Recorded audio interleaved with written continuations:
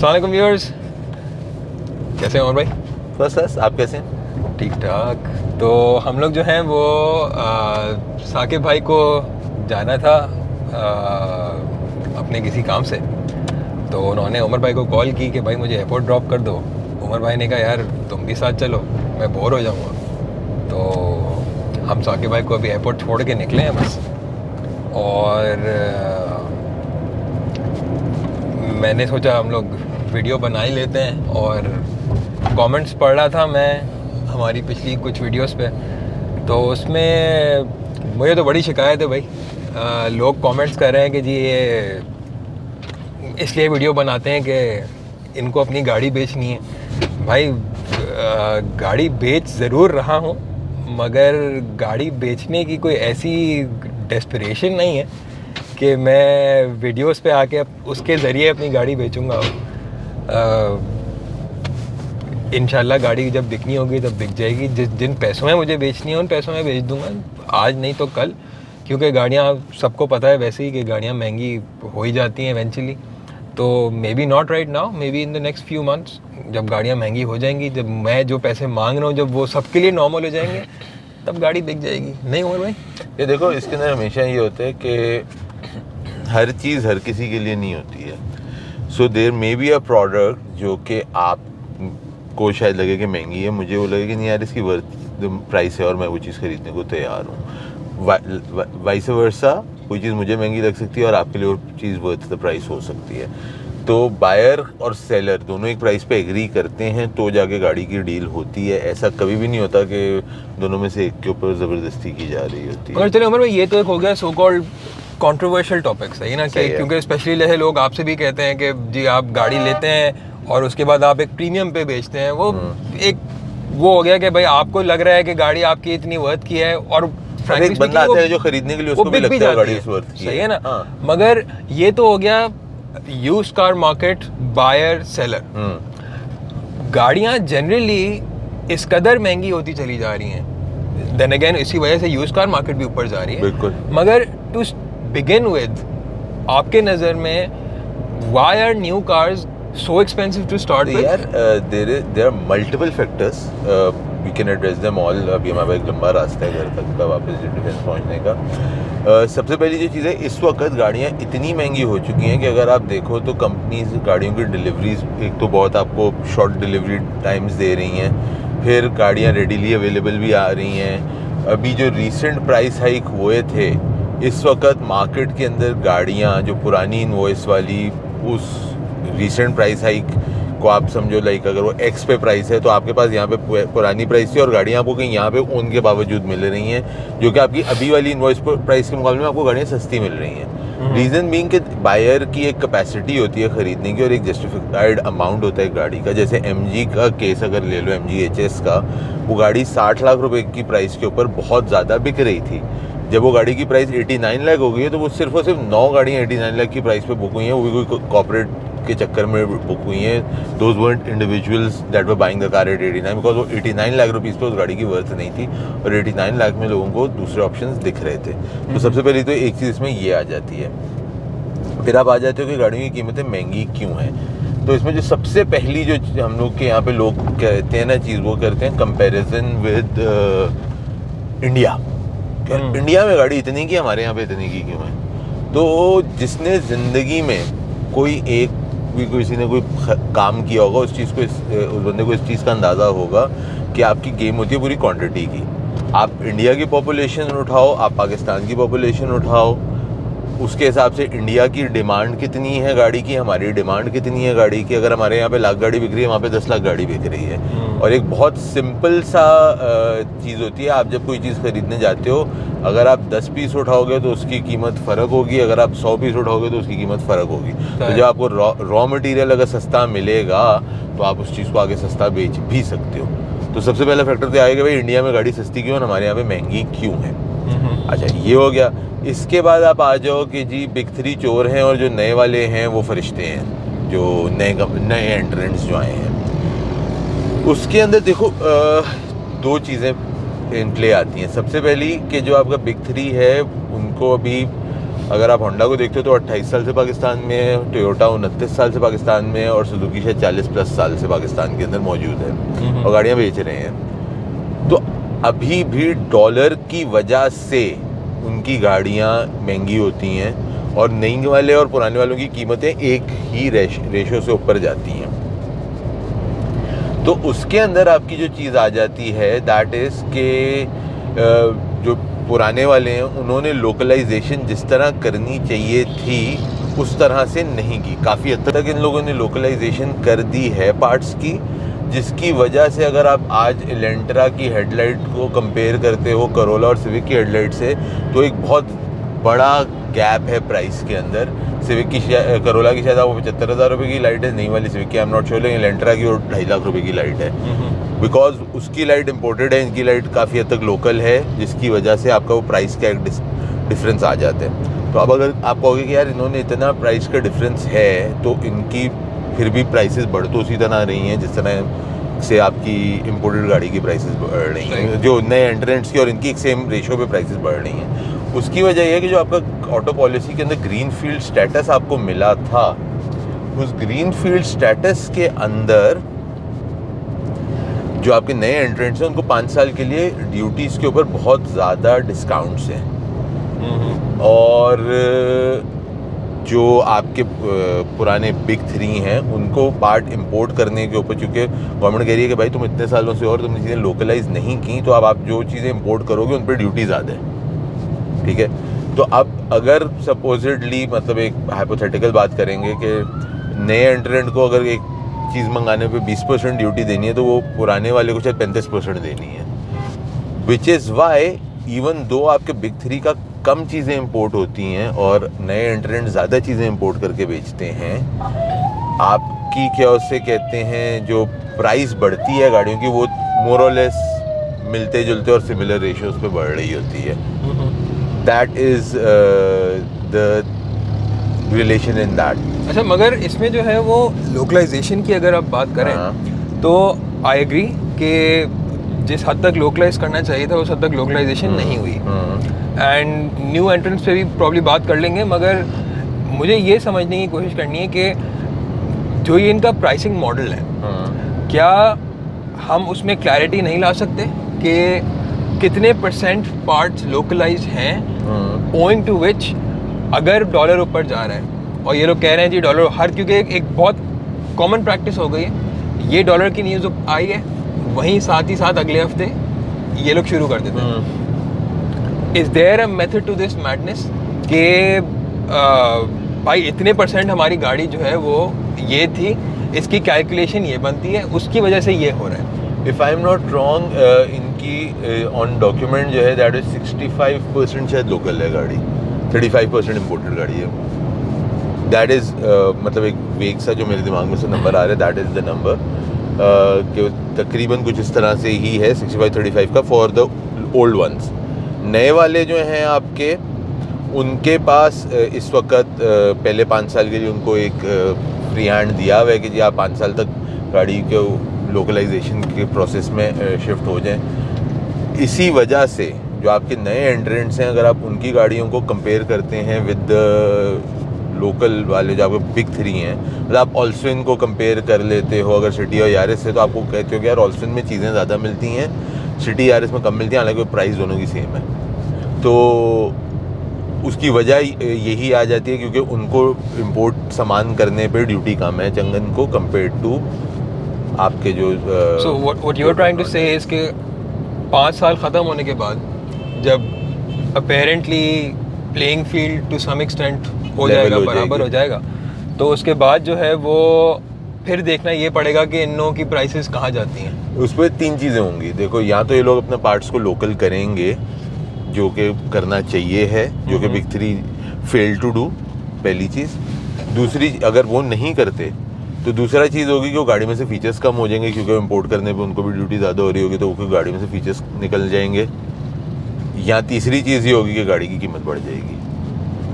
इन 3 में से ही एक ऑप्शन आएगा, इसके अलावा आई डोंट थिंक कि कोई चौथा ऑप्शन होगा इनके पास। वरना इवेंचुअली फिर ये भी आपका कहने का मतलब है कि चांस है इसमें कि जो यूज्ड कार्स ऑलरेडी चल रही हैं रोड पे, क्योंकि इन लोगों को ड्यूटी इतनी महंगी पड़ रही होगी, लोकलाइज नहीं कर पा रहे होंगे, अगर तो नहीं हो करते सकता है तो कि हाँ। आने वाली सालों में जो है वो इन गाड़ियों के पार्ट्स आपको मिलना बंद हो जाए। नहीं, पार्ट्स आपको मिलेंगे, At a very parts high price? मिलना बंद नहीं होंगे। अब पार्ट्स अगर वो लोकल बनना शुरू हो जाते हैं तो सस्ता पार्ट हो जाएगा। जैसे करोला और सिविक की लाइट का मैंने भी एलेंट्रा की लाइट के साथ आपको कंपैरिजन एक बताया। सही। तो या तो आपके पार्ट सस्ते हो जाएंगे लोकल बनने, या जिस प्राइस पे आज मिल रहे हैं उसी हिसाब से आपके डॉलर के हिसाब से प्राइस बढ़ रही होगी। सही। बट अगर वो गाड़ी को स्ट्रिप डाउन कर देते हैं सपोजिटली कि जी अब चूँकि सनरूफ मंगाने में महंगा पड़ रहा है तो सनरूफ निकाल देते हैं गाड़ी का, क्योंकि 90 लाख रुपए की आज की, अगर सपोजिटली आज की इकॉनमी को आप कंपेयर एक फॉर अ कंपेरिजन से एक देखते हो, अगर 90 लाख रुपए की टूसॉन हो जाती है तो नहीं कोई खरीदेगा। वो 70 लाख रुपए में या 65 लाख रुपए में फिर भी लोग खरीद रहे हैं, लेकिन वही गाड़ी अगर 90 और करोड़ को टच कर जाएगी तो आप नहीं खरीदोगे। तो उस तरह से आपका जो है क्या उसे कहते हैं, अगर वो सनरूफ निकल जाते हैं उस गाड़ी में से तो आपके पास जो टूसॉन है, चूँकि वो सनरूफ वाली और पुरानी टूसॉन है, उसकी डिमांड ज़्यादा हो जाएगी और नई वाली टूसॉन की उतनी डिमांड नहीं होगी, क्योंकि उसी प्राइस में चीज़ें कम हो गई गाड़ी की। अच्छा, ये हम टूसॉन बेचने की हरगिज़ कोशिश नहीं हाँ, कर रहे हम हैं। टूसॉन बेचने की बात नहीं कर रहे हैं। नॉट फॉर सेल, वो मेरी वाइफ की गाड़ी है, वो बिक ही नहीं सकती। हाँ, वो हम एक वैसे डिस्कशन के ऊपर बात कर रहे हैं। अब आप देखो, अगर आप क्या उससे कहते हैं जो अभी तो ड्यूटीज़ बढ़ा दी हैं एंड ऑल दैट, उससे पहले भी अगर अब आपकी सो जो वेजल है नया वाला शेप, वो आपको कोई 1.25 करोड़ रुपए को टच कर चुका है। Vessel Japanese variant, not HRV। लेकिन ये ड्यूटीज़ का जो बढ़ने से पहले भी वो गाड़ी 90 लाख रुपए करोड़ के दरमियान में थी। 20-25-30 लाख रुपए का फ़र्क उस पर आया ड्यूटीज़ बढ़ने के बाद, लेकिन उससे पहले भी वो गाड़ी 90 लाख रुपए की तो थी। अब आज की इकॉनमी में जब उन्होंने HRV लॉन्च की, चूँकि उसके अंदर काफ़ी चीज़ें लोकलाइज्ड हैं और वो हाइब्रिड इंजन की, उसको पेट्रोल इंजन डाले एंड ऑल ऑफ दैट, तो उसकी प्राइस उन्होंने 60 लाख रुपए पे लाके खड़ी कर दी, which is half of the price of Vezel, and both the cars look the same. हम बात नहीं करते कि फीचर्स के ऊपर and all that, because again features के ऊपर उन्होंने लोकलाइजेशन अगर की होती तो वो फीचर्स डाल सकते होते, लेकिन चूँकि लोकल फीचर्स नहीं बन रहे हैं और वो चीज़ें इंपोर्ट होती हैं और ड्यूटी ज़्यादा है, तो अगर वो सारा कुछ डालने की कोशिश करते भी नए एंट्रेंट्स की तरह, तो उस गाड़ी की कीमत बहुत ऊपर चली जाती, फिर वो प्राइस के ऊपर जो लेवल फील्ड नहीं उनको मिलता। Again we are not defending Honda, nor are we criticising them. I think हम लोग सिर्फ फैक्ट्स एक तरह से बता रहे हैं कि अगर ऐसा होता तो शायद ये प्राइस हो जाती उसकी। हाँ, या मतलब इन एन आइडियल सिचुएशन 28 साल हो चुके हैं होंडा को, तो अभी तक चीज़ें लोकल ज़्यादा होनी चाहिए थी। टोयोटा को 30 साल हो चुके हैं, अभी तक मतलब इन एन आइडियल सिचुएशन हमें काफ़ी हद तक लोकल अगर हम लोग चीज़ों को बना रहे होते तो हमारे एक तो पार्ट्स भी सस्ते होते और डॉलर की वजह से आपकी गाड़ी की प्राइस इतनी फ्लक्चुएट ना कर रही होती, अगर हम गाड़ी को काफ़ी हद तक लोकल ले जा चुके। कुछ चीज़ें तो ऐसी हैं, आई एम सॉरी, कुछ चीज़ें तो ऐसी हैं जो कि आपकी इम्पोर्टेड ही आ रही हैं, जैसे आपकी चिप्स हैं, वो पूरी दुनिया में सप्लाई जो है उसकी लिमिटेड एक ही जगह से सप्लाई आ रही है, या तो वो तो चीज़ों को आप नहीं कंट्रोल कर सकते हो, लेकिन जो चीज़ें लोकल हो सकती थी वो भी नहीं हो पाई। मतलब अभी भी हम मैन्युफैक्चरर नहीं, हम असेंबलर ही हैं। सॉरी, आप मेरा जो था ना वो I guess as someone who is not as involved in the automobile industry, मेरा अपना ख्याल ये था कि हमारे पास जो लोकलाइजेशन ये कहते हैं 65% हो चुकी है, मेरे ख्याल से वो भी एक ओवरस्टेटेड अमाउंट है जो कि इन्फ्लेट इन्होंने किया है just to save their face. मेरा अपना ख्याल ये है कि जो लोकलाइज जो पार्ट्स हैं सो कॉल्ड, वो हैं इस तरह के कि गाड़ी का आपने दरवाज़ा खोला तो जो रबड़ वो लोकलाइज होगी शायद। मेजॉरिटी में ख्याल जो चीज़ें हैं, देखो इसके अंदर शीशे जो आपके हैं वो लोकलाइज आपके हो चुके हैं, मगर वो लाइटें आपकी लोकलाइज हो चुकी हैं, मगर वो पूरी कॉन्स्टिट्यूट तो नहीं करती ना। हाँ, मतलब एसेंशियली अगर आप गाड़ी का इंजन निकाल दें, इंजन यहाँ नहीं बनता, इंजन नहीं बनता, तो इंजन के बगैर तो गाड़ी हो नहीं सकती। हाँ, तो आप एक तरह से डिपेंडेंट हैं, माजूर हैं टू सम एक्सटेंट, जिसके बगैर आप गाड़ी बना ही नहीं सकते, क्योंकि अगर लोकलाइज, दैट इज ट्रू, गाड़ी आप लोकल नहीं बना सकते अभी भी, that is true. The thing is के जो 65% का एक जो फिगर है कि भाई इतनी गाड़ी लोकल बन रही है, वो ऐसे ही नहीं बोला जा सकता। मतलब यहाँ पे कई यू कैन से कि मैं डिफेंड कर रहा हूँ अब बिग थ्री को, क्योंकि ऑडिट्स होते हैं, उन ऑडिट्स के अंदर ये चीज़ें प्रूफ दिखाने पड़ते हैं। मतलब मैं और आप तो नहीं जाके देख सकते, बट जो आपकी अथॉरिटीज़ हैं उनको ये चीज़ें दिखाई जाती हैं कि भाई ये देखें ये लोकल बन रहा है, ये लोकल सीट्स मुझे पता है आपकी लोकल बन रही हैं गाड़ियों की, मुझे पता है आपके शीशे लाइटें बम्पर लोकल बन रहे हैं, आपके मेटल की चादरें लोकल बन रही हैं। लेकिन जो आपका बात सही है कि जो सस्पेंशन के अंदर भी आपको कोई बुश वगैरह कोई बूट्स वगैरह तो बन रहे हैं, लेकिन जो आपके जो इंजन के मेजर जो कंपोनेंट्स हैं या जो आपके मेजर जो गाड़ी का जो हार्ट एंड सोल है वो आपका लोकल नहीं है।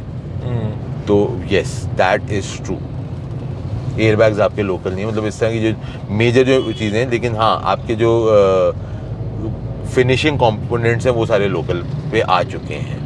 That's how we would say it because अच्छा, तो आपके हिसाब से मज़ीद अभी गाड़ियाँ महंगी होने वाली हैं या नहीं? यार अभी तो डॉलर देखो समवॉट स्टेबिलिटी की तरफ है, तो इस वक्त तो गाड़ियाँ महंगी नहीं होनी है। इंपोर्टेड गाड़ियों का आपका ऑलमोस्ट चीज़ सीन ख़त्म हो चुका है। बट इसमें एक चीज़ और ये भी देखो, अब गाड़ियों की जो प्राइसेस हैं जिस हद तक जा चुकी हैं, अभी कंपनीज ने किया ने भी कुछ गाड़ियों की कीमतें अपनी कम की हैं थोड़े दिन पहले लिमिटेड ऑफर के नाम पे। एंड आपने क्या उसे कहते हैं, अगर देखा हो अभी ग्लोरी ने भी 2-3 दिन पहले अपनी गाड़ी की कीमतें कम की हैं। तो इस वक्त वो जो इंक्लाइन की जगह पे इस वक्त वो डिस्काउंट्स और कमी की तरफ आ रही है। टोयोटा के भी मैं देख रहा था कोई ऑनलाइन इश्तिहार चल रहे थे कि गाड़ियाँ जो रेडीली अवेलेबल हैं। हुंडई से कि जी 1 महीने में आपको गाड़ी डिलीवर हो रही है, बिकॉज इस वक्त गाड़ियाँ नहीं बिक रही हैं। फिर एक और जो चीज़ इसको कहते हैं कि गवर्नमेंट की जो LCs की तरफ से जो स्टेट बैंक ने इस वक्त रोकी हुई हैं चीज़, because an unofficial source, but इस वक्त जो है गवर्नमेंट की प्रेफरेंस डॉलर को बचाना है, गाड़ियाँ बनाना नहीं है, जिसके वजह से आपके नॉन प्रोडक्शन डेज और सब कुछ आ रहे हैं। तो इस वक्त गाड़ियों की कीमतें शायद इमीडिएट या इन द नियर फ्यूचर ऊपर तो शायद ना आ जाए, लेकिन अगर आपकी कोई भी डॉलर की इंस्टेबिलिटी आती है, कोई भी XYZ इश्यूज आते हैं तो जा भी सकती हैं। मतलब अच्छा, मेरा ख्याल ये है कि हमारे यहाँ स्पेशली क्योंकि जो इंपोर्ट पे इन्होंने ऑलमोस्ट बैन ही लग गया है, वो कहने को कहते हैं कि नहीं हम बैन नहीं लगा रहे, सिर्फ ड्यूटी बढ़ा रहे हैं। एक तरह से इट्स डिस्करेज्ड एंड एक नॉर्मल इंसान जापानीज या कोई भी इंपोर्टेड गाड़ी इस वक्त नहीं मंगा सकता। सही बात है। और आम तौर पे जब जब इस तरह का कोई स्टेप लिया गया है फ्रॉम द गवर्नमेंट, तो मेरा ख्याल तो यही है कि उसके बाद से जो है ना वो हमारे लोकल जो प्लेयर्स हैं उन्होंने अपनी प्राइस को इसका फ़ायदा उठाया है और प्राइस हमेशा ऊपर लेके, क्योंकि देखो उस वक्त गाड़ियों की डिमांड थी। तो हाँ, जब आपकी लोकल गाड़ी, जब इम्पोर्टेड गाड़ी बंद होती है तो लोकल गाड़ी पे ओन भी बढ़ता है, लोकल गाड़ी की डिमांड भी बढ़ती है। बट इस वक्त जो लोकल गाड़ी है, मतलब आपकी जो कल्टस है और आपकी पिकांटो है, वो 30 लाख रुपए को टच कर चुकी है। These cars are not worth that much money, which is why आज भी आपको पुरानी इनवॉइस वाली गाड़ी ओन के बावजूद उस आज की स्टिकर प्राइस से नीचे पे अवेलेबल है मार्केट के अंदर। इस वक्त सिचुएशन जो थोड़ी सी आपकी प्राइसेस की वो एक बायर्स कैपेसिटी और आप प्रोडक्ट की वर्दीनेस ऑफ द मनी के ऊपर अगर जाते हो, तो इस वक्त वो चीज़ थोड़ी सी बायर्स की रीच से बाहर जा चुकी है, विच इज़ वाई इस वक्त अगर वो मज़ीद प्राइसेस बढ़ाते हैं तो वो गाड़ियाँ मज़ीद बिकना कम हो जाएंगी रादर देन उनके बिज़नेस को भी फ़ायदा होने के। दैट्स मतलब what I see at this point in time. Fair enough. चलें इसी उम्मीद के साथ इसको रैप अप करते हैं कि प्राइसेस हम सबके रीच में रहेंगी। यार रीच, अगेन इसमें रीच में रहना वाला जो है ना, वो रीच से तो ऑलरेडी बाहर हो चुकी हैं प्राइसेस। अगेन आपने टूसॉन जो है जिस वक्त ली थी 50 लाख रुपए की थी, आज वो गाड़ी 70 लाख रुपए की हो चुकी है। Would you have bought the same car for 7 million? 50 lakh उसकी एक वर्दीनेस थी, 70 लाख पे क्या है, वो गाड़ी की उतनी ही वर्दीनेस है आपके लिए। तो रीच से तो ऑलरेडी गाड़ी बाहर जा चुकी है, रिवर्स शायद ना आए तो शायद आगे भी ना जाए मजीद। That's what we can hope for. चलें ऐसे ही सही। तो व्यूअर्स, ये था हमारा आज का सेशन, रैंट सेशन कह लें, डिफेंड कह लें हमारा अपने आप को करने के लिए to what is being hurled at us in the comment section. मगर do continue to let us know कि आप लोगों को कैसा लग रहा है हमारा कंटेंट और हम क्या इसमें मज़ीद बेहतर कर सकते हैं। ऑब्वियसली कुछ लोगों को ऐसा लगता है कि मैं भी शायद एक कार डीलर हूँ, मैं कार डीलर नहीं हूँ भाई। मेरे पास टोटल कुल मिला के 2 गाड़ियाँ हैं और मैं आई गेस लेता बेचता इस तरह इतना फ्रीक्वेंटली नहीं हूँ। हाँ, एक साल में एक दफ़ा गाड़ी अपनी कोई बेच देता हूँ, फिर कोई और ख़रीद लेता हूँ, and that is what it is. तो but do let us know कि आप लोगों को कैसा हमारा कंटेंट लग रहा है, और we try to bring unbiased opinions and reviews. तो इफ़ यू गाइज फील इसमें मज़ीद बेहतरी लाई जा सकती है तो we'd love to incorporate your feedback. Umar भाई, आपकी तरफ से कोई एंडिंग थॉट्स? बस अब कमेंट्स में ज़रूर बताइएगा कैसा लगा। That's about चलें, it. और लाइक और सब्सक्राइब कर दीजिएगा। उमर भाई तो नहीं कहेंगे, तो एनीवे, चलें। थैंक यू, अल्लाह हाफिज़। हाफिज़।